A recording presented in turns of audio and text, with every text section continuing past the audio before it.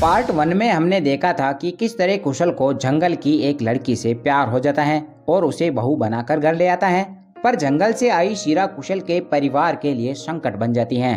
अब आगे। शीरा नहा धोकर बाहर आती है। सब लोग बाहर बैठकर टीवी में भूत की फिल्म देख रहे होते हैं। शीरा टीवी देखकर जोर जोर से चिल्लाने लगती है, भूत भूत। कुशल झट से टीवी को बंद कर देता है और शीरा को समझाता है कि ये एक टीवी है जिसमें फोटो और वीडियो चलते हैं, टीवी से कुछ भी बाहर निकल कर नहीं आता है। अरे ये लड़की तो हमें पागल कर देगी।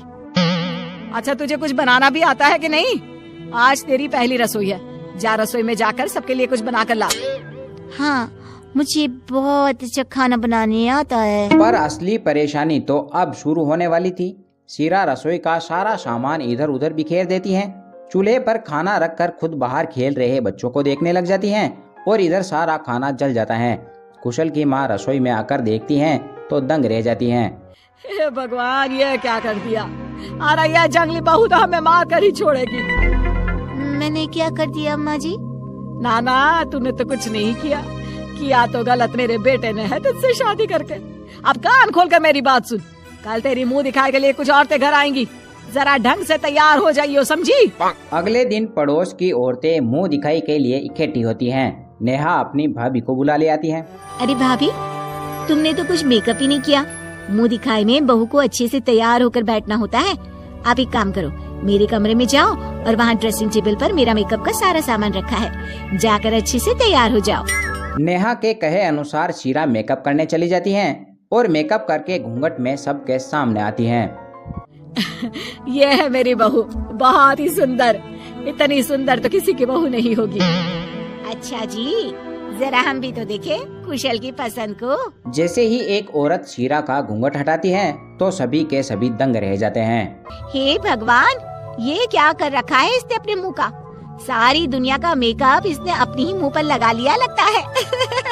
सच कहा था आपने कुशल की माँ, आपके बहू के जैसी तो किसी की बहू नहीं है, और हमें चाहिए भी नहीं ऐसी जंगली बहू। सभी औरतें कुशल की माँ का खूब मजाक उड़ाती हैं, पर तभी वहाँ कहीं से एक सांप आ जाता है, जिसे देखकर सभी औरतें डर जाती हैं। सोफे पर बैठी एक औरत को सांप काटने ही वाला था कि तभी शीरा उसे पकड़कर बाहर फेंक देती हैं। बेटी, तूने आज अपने जान की परवाह किए बिना मेरी जान बचा दी। तुम बहुत भाग्यशाली हो कुशल की माँ, जो तुमको ऐसी बहू मिली। हाँ सच में, हमने तुम्हारी बहू का मजाक बनाया, हमें माफ करना।